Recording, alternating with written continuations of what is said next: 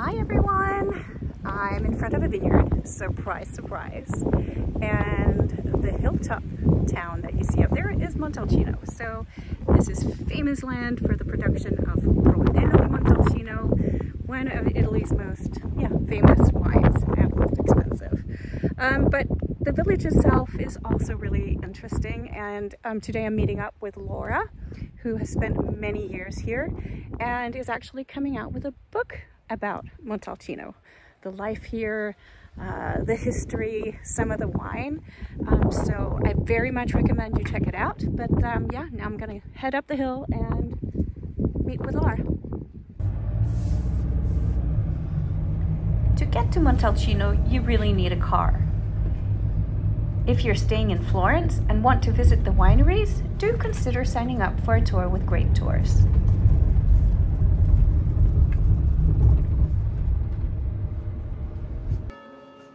What's the time? I don't know. 4 o'clock, our time. Oh, I'm on time. Hi, Laura. Hi.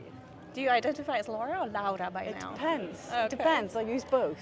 Okay. And I feel quite different in both languages. Yeah. So we are in Montalcino, and we're 564 meters above sea level, Exactly. something like that. Something exactly like that. Yeah, no, I felt that. I felt it.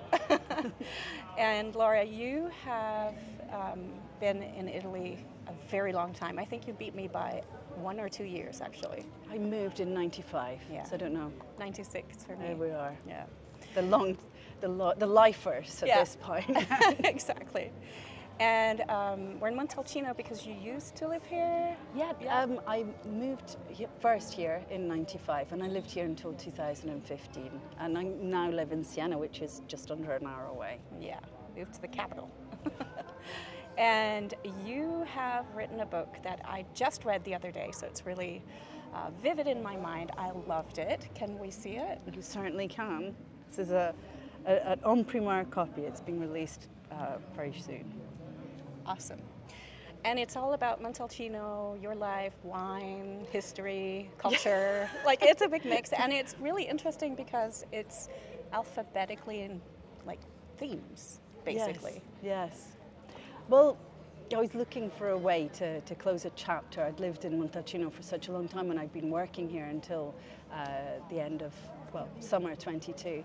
And so I was looking for a way to sort of put together all the nuggets of information, all the things that over the years also of working in a winery and receiving people that I know people are interested to know, and that they're certainly not available in one place. And I was inspired, I'm originally an English literature graduate, I was inspired by those first dictionaries, which were incredibly idiosyncratic. It was just words people wanted other people to know, with no rhyme or reason. And so that was my inspiration. And in fact, the entry, there's over 310 entries, and the length varies enormously. Some are just a few lines, some are a page and a half, 2 pages, and I've chosen to not, for example, I've kind of avoided the whole minefield of biodynamic and naturalized. Lots of things that I feel are well researched and presented elsewhere. I've just avoided entirely, or just mentioned where one can find more information, and so I've tried to put together all the things I know about this town from living here. I used to live on this street, actually, on the main street, and to write, a kind of love letter to a place that's been so important in my life.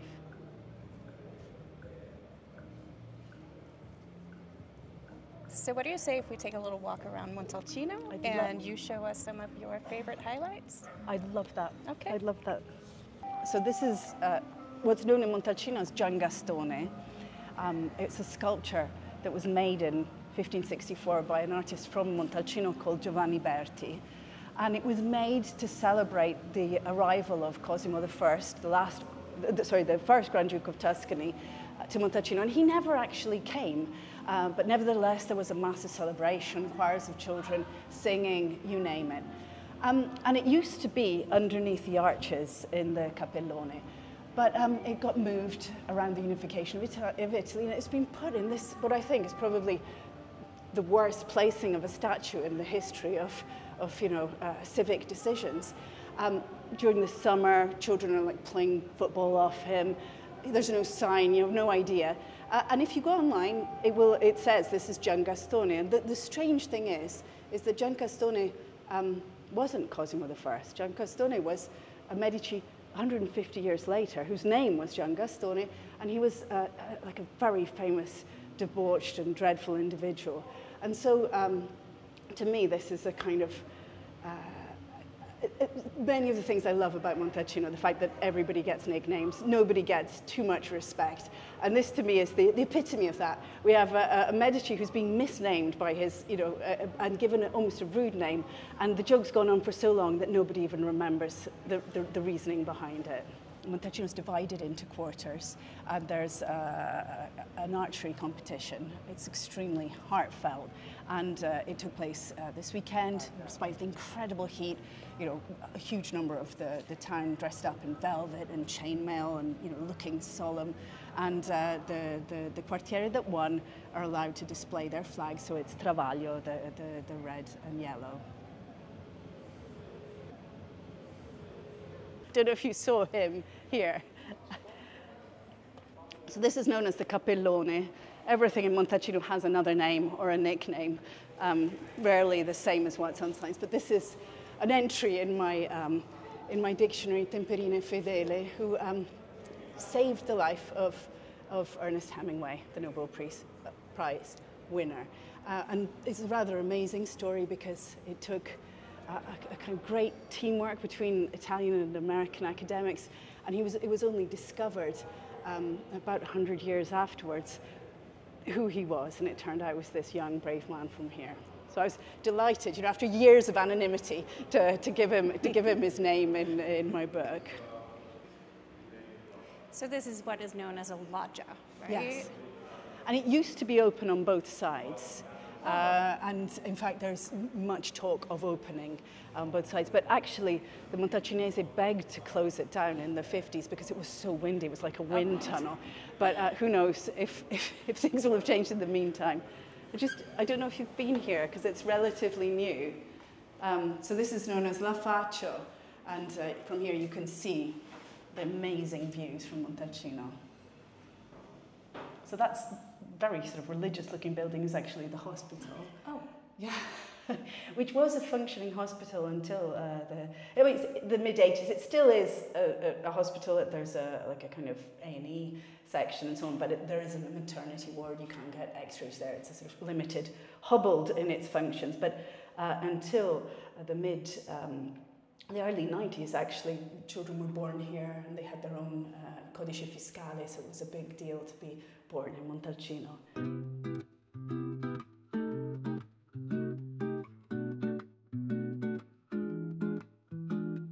The very beginning was when my parents were invited to visit a friend in a podere, a farmhouse in the middle of nowhere. I mean, even now it's about a 40-minute drive from Montalcino.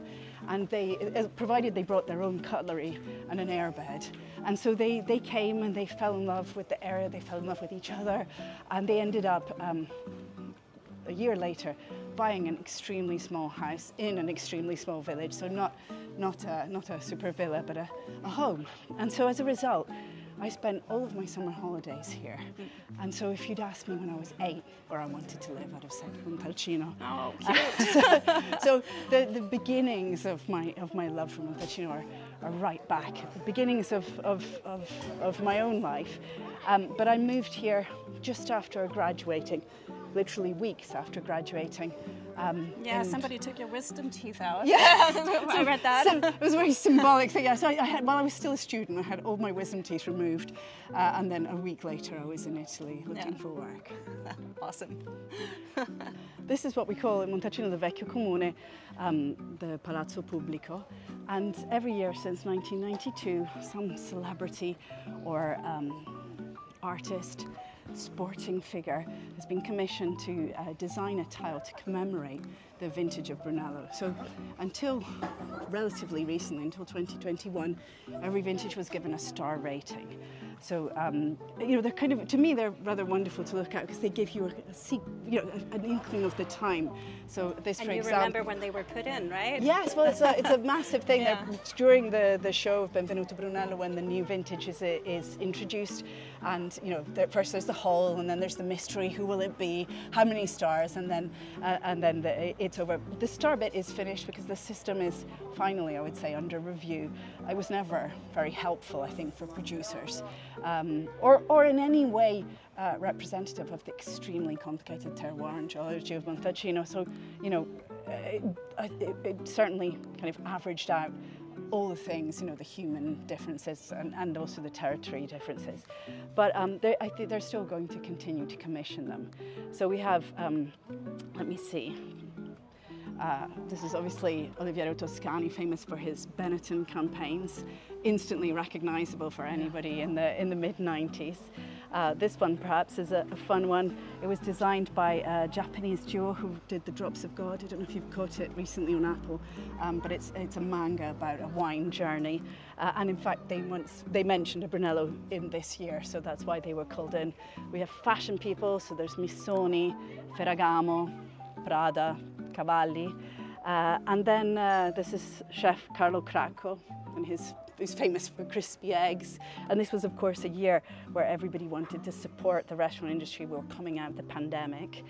Similarly, this is a pandemic tile insofar as it's designed by Italy's Olympic swimmer Federica Pellegrini, and she says, you know, every year, every harvest, a new myth is reborn, and it has her phoenix symbol. So yeah, so this is, I feel, a fun thing to know about Montalcino is to be able to come and see this strange display of tiles and vintage history. And Laura, Whatever. you ended up actually marrying an Il Cinese.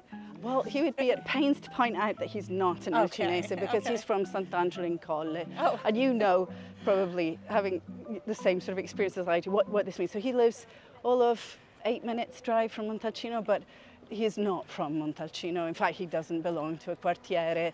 And when we lived in Montalcino, that was actually quite a, I'm not going to say concession, but it wasn't a straightforward thing for him to live here. Ah, that's a very sort of, yeah, I guess, well, you know, small village town life, yeah, exactly. Yeah, and very similar from So place this to is place. the Travaglio headquarters down that street. Right, where you can see all the flags. Exactly.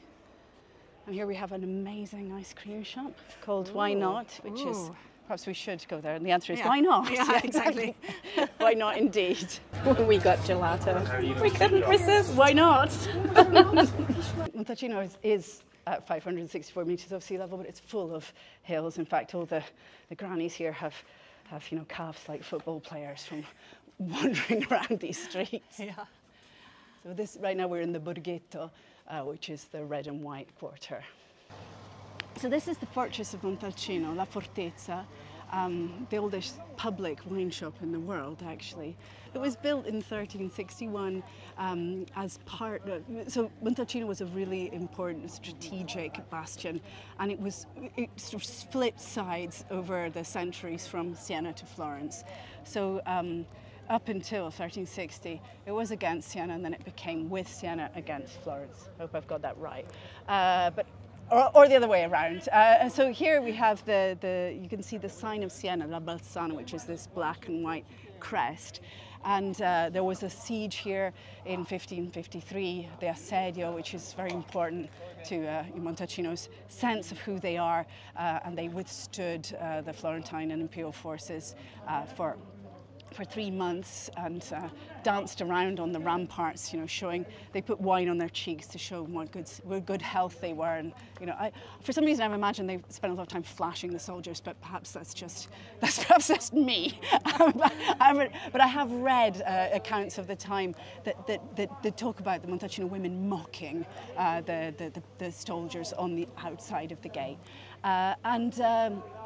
Anyway, in the end, they did give up. For a moment, the last Republic of Siena lived in Montalcino until it was finally totally squashed by Florence. So you can see in some parts, in fact, on the other side of that gate, there's a Medici, the famous bulls of the Medici, and also on the town hall, because at different times in history it's belonged to both places, which at the time were at war, of course.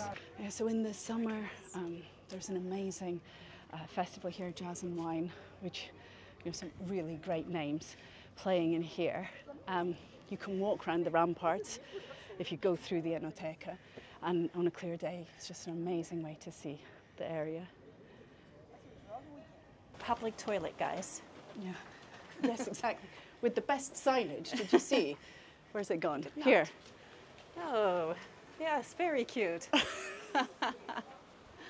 So the name Montalcino, it's not entirely clear how it was born, but there's two options. One is that it comes from Mons ilex, which would be mountain of the ilex trees. And ilex is a kind of oak tree, a holm oak, typical of the Mediterranean Macchia. And you can see this is the Consorzio crest, and then next to it is the Town Council crest. And both of them have these 6 hills, and on top a symbolic holm oak tree. It might also have been Mons Lucinus, which means Hill of the Little Wood. I mean, in a way, we'll never know.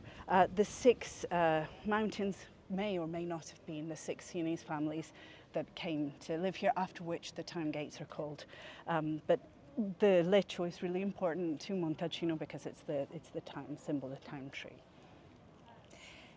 Montalcino actually beat Florence in having electric light, burning wood. So there was a whole industry of charcoal makers and pipe making and all sorts of things which seem so far from the Montalcino that we know now, including another industry here was rope making. Oh. In fact, Montalcino was always making the rope for the Palio di Siena. And you can see as you go along the city walls, there are the grooves where the ropes were made.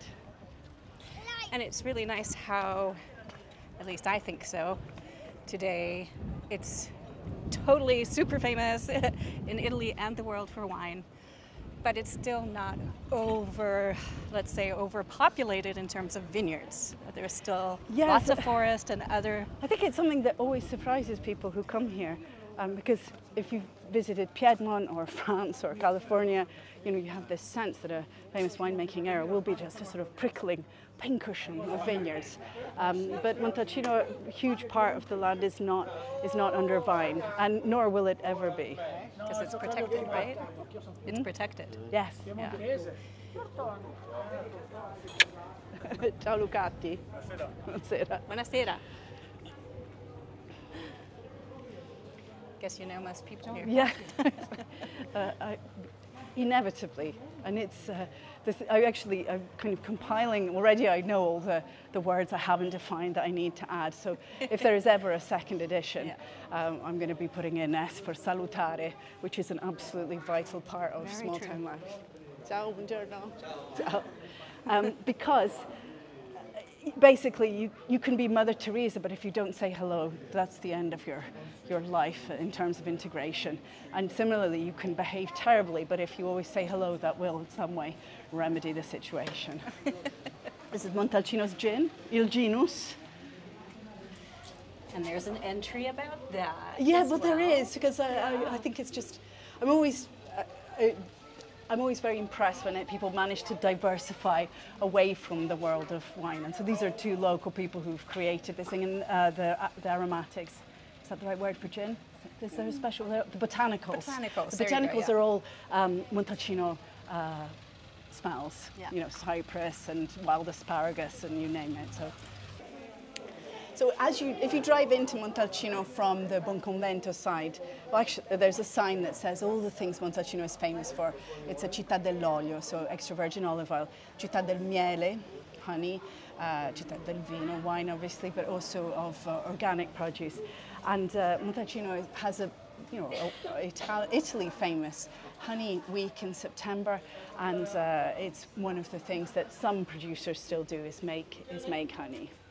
Il miele di castagno è uno dei mieli per me più buoni perché è un miele versatile, si può mettere nel caffè e latte come si può mettere sul pane e poi soprattutto si può mettere sui formaggi pecorini freschi ed è buonissimo.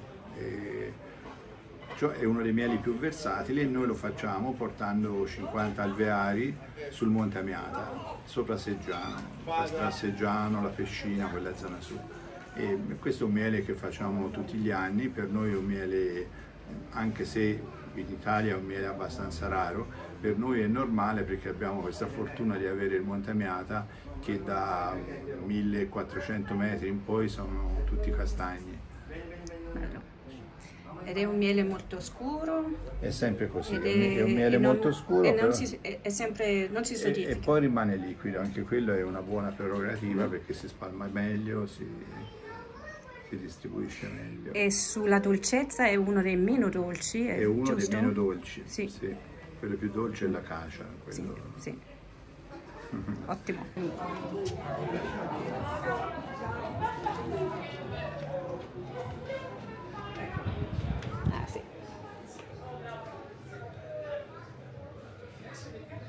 Everywhere else in Italy, they're known as pisci, but here in Montalcino, they're pinci. That rogue N identifies them as having been made here. So these are hand-rolled, I was reluctant to call them noodles, hand-rolled spaghetti without egg, and they're still pretty much what's on most Sunday tables here in Montalcino. And this extra N is, again, to me a sign of Montalcino's independence. People born here feel quite different to the rest of Tuscany. And, you know, from a historic point of view, there are lots of reasons for that to be the case. Il negozio è il 2010. fatti a mano. Sì. Io ho aperto il 2010, no, mi prendiamo le note, prego. Montalcino is undergoing a kind of sangiminificazione. And so this end of the high street, there's lots of empty shops. You know, rents are high for people who work here, you know, all of those sorts of things. But I'm going to say Montalcino has rebirthed itself many times, and I'm sure that this is just a phase. And here's a restaurant. Yes, a great restaurant, actually, Grape. And actually this scene is on the front cover of a great book, another great book about Montalcino called Vanilla Beans and Brodo by Isabella Dulci, who an Australian who came and lived here and was as much part of the local community as one can ever be, as a non-local. Sadly not a magpie, but a parrot. But the reason the guide is called the Magpie's Guide to Montalcino is that magpies are famous for collecting shiny things, lining their nests with them, and in a way that's how I felt about Montalcino. You know, I've lived and worked here for nearly 30 years, and I've been accumulating this pile of shiny things, of nuggets of information, of stories, of just peculiar facts, and I couldn't think of a way to present them except through the dictionary format. And it's not really a dictionary, it's kind of a memoir as well. There's a lot of first person, my parents are there, my in-laws, my children, my husband. But the idea of the magpie is somebody who's made a collection, and I like to think of the reader too. You know, the way with a dictionary, of course, you can browse, you can hop, you know, to what interests you. You can go from it's cross-referenced, so you can, if you read something that interests you, you can go and see the other things. It's also organised by topic groupings. So my idea is that, you know, I'm the magpie who's sharing my nuggets, but the reader gets to be a magpie too and choose their own.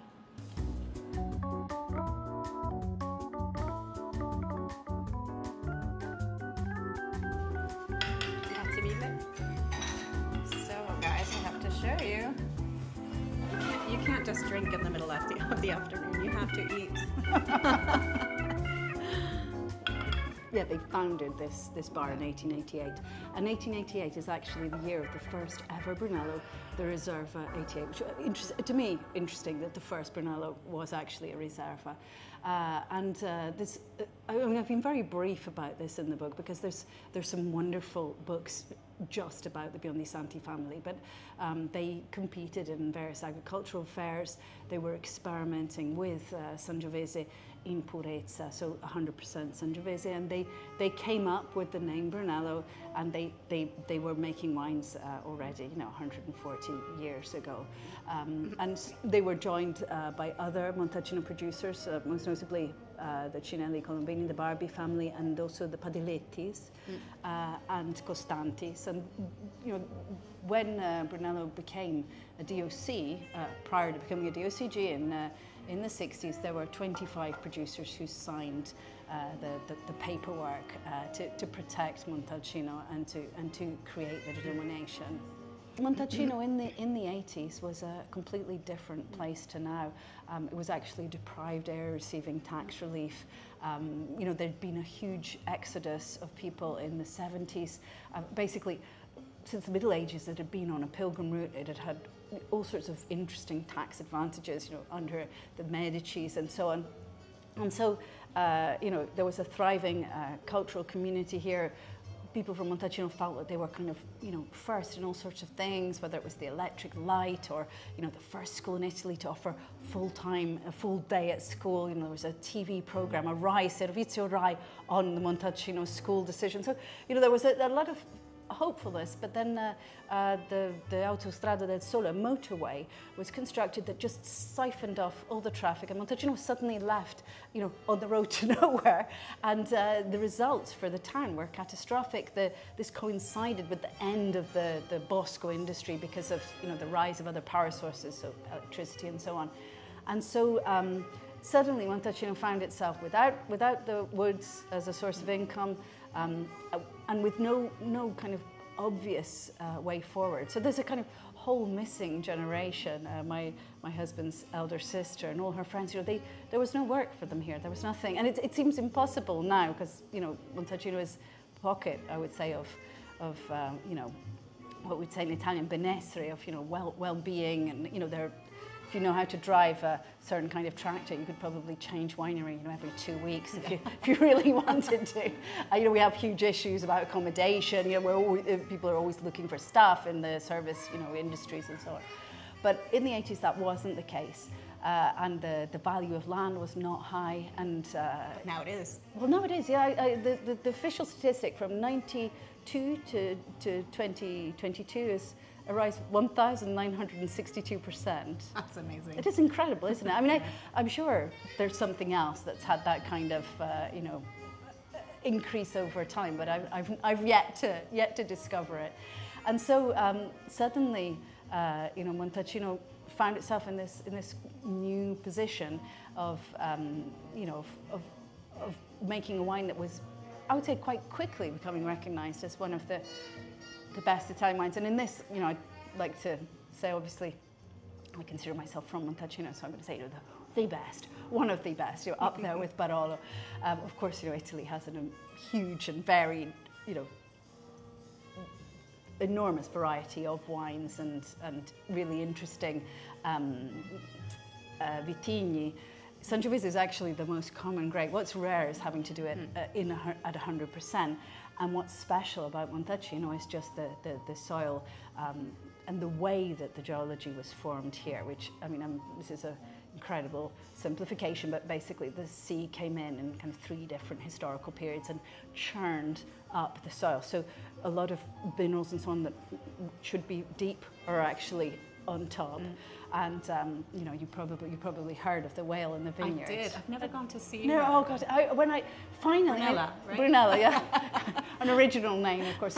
So basically, somebody discovered on the edge of a vineyard the skeleton of a dinosaur whale, and because in Italy, when you find something in the ground, it belongs to the government.